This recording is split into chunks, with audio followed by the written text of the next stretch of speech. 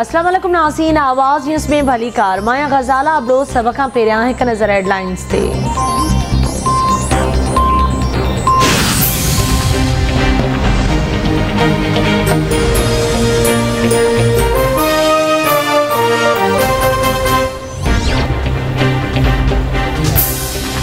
बिलावल भुट्टो ज़रदारी वज़ीर आज़म इमरान खान के इस्तीफ़ा लाइ 24 कलाकनि जी मोहलत ॾेई छॾी।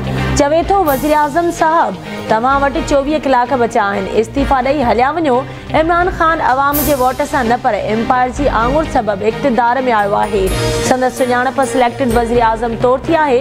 इमरान खान में हिम्मत आहे त इस्लामाबाद पहुचण खां अॻु असेंबलियूं टोड़े ऐं इस्तीफ़ा ॾेई घर हलियो वञे। इमरान खान एतिरो वाइड़ो थी चुका आहे जो हाणे गार गंद ते लही आयो आहे। पीपी चेयरमैन जो गुजरात ऐं लाला मूसा में अवामी मार्च खे ख़िताब। बिलावल भुट्टो ज़रदारी शेख रशीद के शैतान करार ॾींदे चयो आहे त पीपी, नून लीग, मौलाना फज़ल रहमान, ANP ॿियूं पार्टियूं इमरान खान ते जमहूरी हमलो कंदियूं।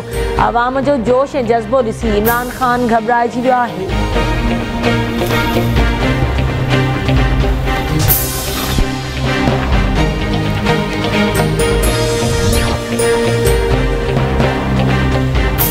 ऑपोजिशन तरफां इम्कानी बेतमादी वारी रिथ जे ऐलान खां पोइ हुकूमत ऐं अपोजिशन खां सवाइ इत्तेहादी जमायतूं मुतहरिक नज़र अचण लॻियूं।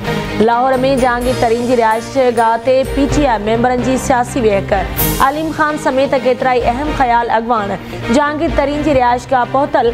ज़रियनि मूजिब तहरीक इंसाफ़ जे अॻवान अलीम खान जहांगीर तरीन ग्रुप में शमूलियत जो फ़ैसिलो करे वरितो।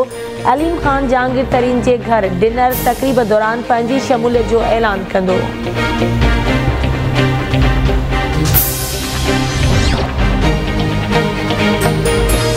वज़ीर आज़म ख़िलाफ़ बेतमादी वारी रिथ आणण लाइ ऑपोजिशन अॻवाननि राब्तनि ऐं मुलाक़ातुनि जो सिलसिलो तेज़ करे छॾियो।